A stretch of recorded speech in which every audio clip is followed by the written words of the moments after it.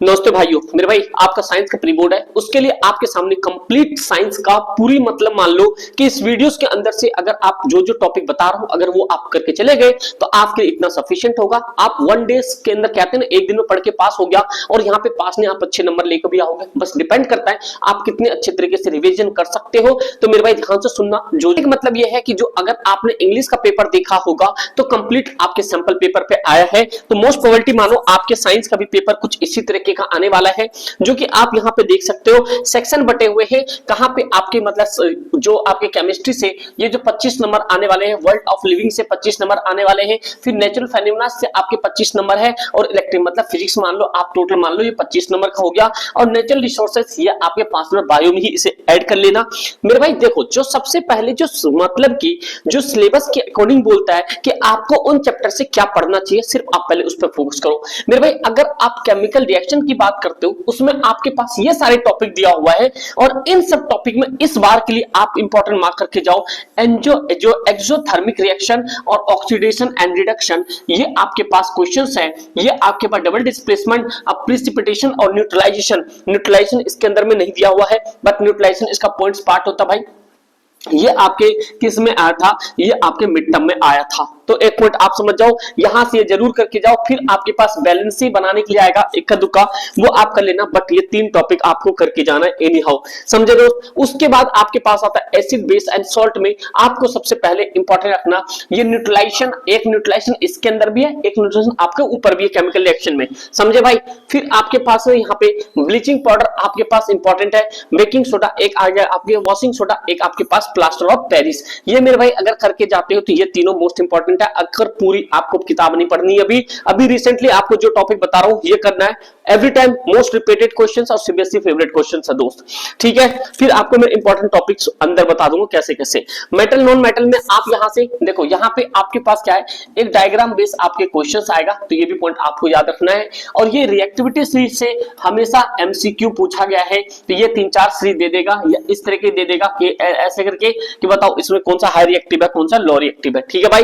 Carbon compound के अंदर से एक तो आपके सामने होमोलोगस आ सकता है, या आपके पास नोमेनक्लेचर्स ऑफ कार्बन आ सकता है, ठीक है।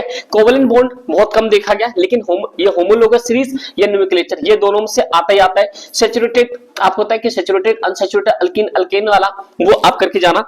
उसके बाद में सोप एंड डिटर्जेंट इसके अंदर में आ जाएगा, एक वो करके जाना। जो बता रहा हूं भाई ध्यान से सुनते जाना, ठीक है भाई। Only properties uses and soap and detergent, ये याद रखना भाई। सोप एंड डिटर्जेंट के आपके पास क्वेश्चंस करके जाना है, समझे भाई किस तरीके से काम करता है, ठीक है भाई। तो ये बताओ मुझे, जो आपके पास में सोप है, ये सोप हार्ड वाटर के साथ, ये हार्ड वाटर के साथ रिएक्ट करता है या यहाँ पे सॉफ्ट वाटर के साथ रिएक्ट करता है, मुझे बताओ फटाफट से, नहीं कमेंट करके अगर आप लोगों ने पढ़ा है तो। उसके बाद भाई लाइफ प्रोसेस आप जानते हो बायो का है, और बायो में बहुत सारी चीजें हैं, जैसे कि यहाँ से आपके प्लांट्स एंड एनिमल, ये जो आपके पास प्लांट्स हार्मोन से भी आएगा, ठीक भाई। और कोऑर्डिनेशंस आप आ जाओ, यहाँ पे एनिमल्स हार्मोन से भी आएगा, यहाँ पे प्लांट्स के पूरी स्ट्रक्चर्स के बारे में पूछ सकता है, इनवॉलंटरी पूछ सकता है, कंट्रोल एंड कोऑर्डिनेशन एनिमल बोलते हैं, ह्यूमन का भी बात आ सकता है, ठीक भाई। एक आपके पास ये जो है बंचेस में आपके पास रिफ्लेक्स एक्शन आएगा, ठीक भाई। जो रिफ्लेक्स एक्शन वाला है ये बंचेस बन के आएगा भाई, पूरे पेपर देखे मैंने लास्ट 5-7 साल के, जब बता रहा हूं मैं आपको, ठीक है दोस्त। तो ये पॉइंट हो गया। उसके बाद में आप रिप्रोडक्शन में आ जाओ,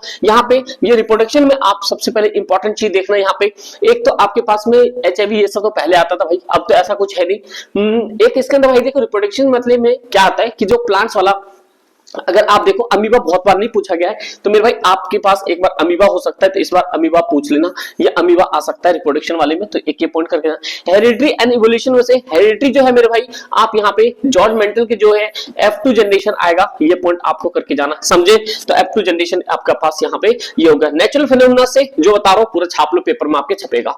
नेचुरल फिनोमेना में रिफ्लेक्शंस ऑफ लाइट आप ये करके जाना, जिसमें कि आपके 2 चीज होगा, रिफ्रैक्शन और रिफ्लेक्शंस, 2 पॉइंट याद रखना। रिफ्लेक्शन मिड टर्म में आए थे, रिफ्रैक्शन इस बार करके जाना, पक्का आपके पेपर में आ जाएगा, ये पढ़ के जाना इस बार, लॉ ऑफ रिफ्रैक्शन है ना भाई, रिफ्रैक्शन पढ़ के जाना। एक आपके पास 1 नंबर का एमसीक्यू आएगा, रिफ्रैक्टिव इंडेक्स, जिसमें कि आपके पास यहाँ पे डायमंड का भी आ सकता है, वाटर का भी आ सकता है। ये मैग्निफिकेशन H1/H0 हाइट वाला, समझे दोस्त। अगर नहीं पढ़े हो भैया पढ़ लो जाके, वरना बहुत दिक्कत हो जाएगी, साइंस का पेपर आसान नहीं होगा, ठीक है। फिर उसके बाद में जब ये चीजें हो जाती है, ह्यूमन आई डिफेक्ट विजन भी पूछा सकता है, जिसमें मायोपिया और उसके बाद मायोपिया होगा, हाइपर मायोपिया हो गया, ये दोनों पूछा जाएगा। ठीक है दोस्त, जो बता रहा हूँ कान खोल के सुनो, 110% गारंटी है। अभी तक जितने चीज बताया वही सत्य हुआ है। और फाइनल के लिए भाई जो जो मैं आपको क्लास प्रोवाइड कर रहा हूँ उसे एक कॉपी में नोट बना के लिख लेना, और पूरा पेपर छाप के आएगा आपको, उससे 110% गारंटी है। बस यहाँ यही है, मिड टर्म में आपने देखा पूरा पेपर मैथ्स का वहीं से आया। बस मैथ्स का इस बार बेसिक के अंदर मैं बता रहा हूँ, जो मतलब कि स्टैंडर्ड मैथ्स जो मॉर्निंग शिफ्ट था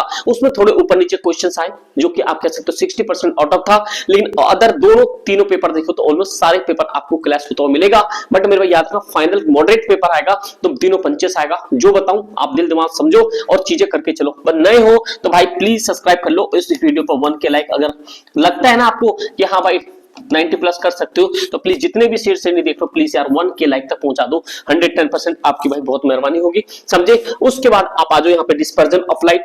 ये देखो डिस्पर्जन ऑफ लाइट या स्कैटरिंग ऑफ लाइट, ये जरूर आएगा। ये मत करना भाई, ये मत करना सनराइज या सनसेट वाला मत करना, ये टॉपिक में आपके आना नहीं है, समझे। तो रिफ्रैक्शन ऑफ लाइट मैंने बता दिया आपको, डिस्पर्जन और स्कैटरिंग ये दोनों करके चलना, ठीक है। उसके बाद समझ आ गया। उसके बाद आपके पास मोस्ट इंपॉर्टेंट टॉपिक है इफेक्ट ऑफ करंट। कौन सा इफेक्ट ऑफ करंट, ये आपके पास एक रेजिस्टिविटी फैक्टर, ओम्स लॉ का भाई एक देखो पैरेलल कॉम्बिनेशन, एक आपके पास रजिस्टर कॉम्बिनेशन। रजिस्टर मतलब सीरीज वाला होगा, है भाई। ये सीरीज आपने पढ़ा ना कि जैसे मान लो यहाँ पे 1 एम्पियर बना होता है, 1 और ओम्स यहाँ लगा रहता है, ये सारी चीजें समझे वो। तो मुझे एक बात बताओ, ये जो आपके पास करंट है, करंट का एसआई यूनिट क्या होता है, करंट का एसआई यूनिट क्या होता है, और यहाँ पे चार्ज का एसआई यूनिट क्या होता है, बताओ भाई, बता सकते हो नहीं बता सकते हो। और इलेक्ट्रिक जो इलेक्ट्रिक कहते हैं इलेक्ट्रिक करंट का, जो इलेक्ट्रिक करंट है जो आपके पास में जो इलेक्ट्रिक करंट है उसका एसआई यूनिट क्या होता है भाई बताओगे। इलेक्ट्रिक करंट का एसआई यूनिट बहुत लोग कंफ्यूजन होंगे, बट आप लोग मुझे कमेंट करके बताओ अगर आप लोगों ने इतना किया है तो। समझ आ गया दोस्त। तो आपको मैंने क्या बताया यहाँ पे, एक तो ओम्स लॉ, ओम्स लॉ को आप जानते हो कि क्या बोलते हैं भाई, ये आपके पास में ये भी आपको बोला जाता है, तो कोई दिक्कत नहीं। रेजिस्टेंस आपको होता है कि ये भाई इसको सिंबल ही अलग होता है। सीरीज कॉम्बिनेशन आप करके जाना, सीरीज वाला रजिस्टर क्या होता है और पैरेलल क्या होता है। पैरेलल में आपको कुछ इस तरीके से लगता है भाई, पैरेलल में आपको कुछ इस तरह से रजिस्टर 1 2 3 करके लगता है, ठीक है। तो ये करके जाना। वी आई ग्राफ भी इसे कहते हैं, कभी कभी क्वेश्चन में पूछ दे तो ये पॉइंट आप याद रखना, इसे क्या कहते हैं, वी आई ग्राफ भी कहते हैं, वी आई ग्राफ भी कहते हैं, वी आई, सॉरी भाई वो पीछे गड़बड़ हो गया, वी आई ग्राफ कहते हैं इसको, ठीक है। तो इतना पॉइंट हो गया। उसके बाद में आपके मैग्निफिकेंट इफेक्ट में चाहोगे तो आपके पास सीधा एसीडीसी मेरे को लग नहीं रहा इस बार, हाँ बट भाई ये फ्लेमिंगो लेफ्ट हैंड रूल और एक ये कैरिंग सोलेनोइड। अगर भाई ये नहीं किए हो तो पेपर में कुछ भी नहीं किया। ये भाई पता नहीं सीबीएसई का ऐसा क्या है, इसके साथ सीबीएसई की इतनी मोहब्बत का हर बार क्वेश्चन पूछ लेता है, इससे आप सारे पेपर उठाकर देख सकते हो, ठीक है। एक तो ये दो चीज कर लो, फ्लेमिंगो लेफ्ट हैंड रूल जो मैग्नेटिक फील्ड बनाता है उसके पास, तो चलो भाई ये चीज हो गया। अगर जो आपने वो जो पढ़ा है ना यहाँ पे फोर्स फील्ड करंट, मेरे भाई अगर ये ना बने तो एनसीईआरटी में कुछ इस तरीके का बना हुआ है, वो भी डायग्राम आप वहां पे यूज कर सकते हो, समझे।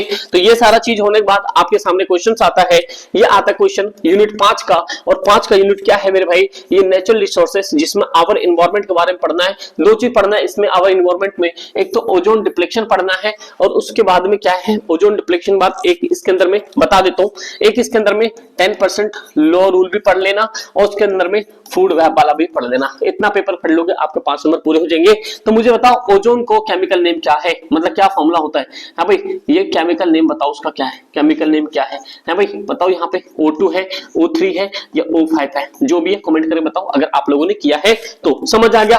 तो उम्मीद करता हूँ आपको जितनी चीजें मैंने बताई, इतना पॉइंट अगर आपने कर लिया इतना सफिशिएंट है। ये भाई आपको 50-60% नंबर देके जाएगा सिर्फ और सिर्फ इस टॉपिक से। और मेरे भाई आने के तो बहुत कुछ आएगा, आपके केस भी आएंगे, बंचेस भी आएगा, बट इसको करके चलो आपके सफिशिएंट नंबर मिल जाएंगे, समझे दोस्त। उम्मीद करता हूं आपको वीडियो अच्छी लगी होगी। इसके बाद कुछ नहीं करना आपको, बस एनसीईआरटी उठाना, एनसीईआरटी पढ़ लो, सपोर्ट पढ़ लो, आपका पेपर 110% यहीं से बन के आएगा, मोहर लग गया भाई, ठीक है। Thank you so much and all the best. जय हिंद।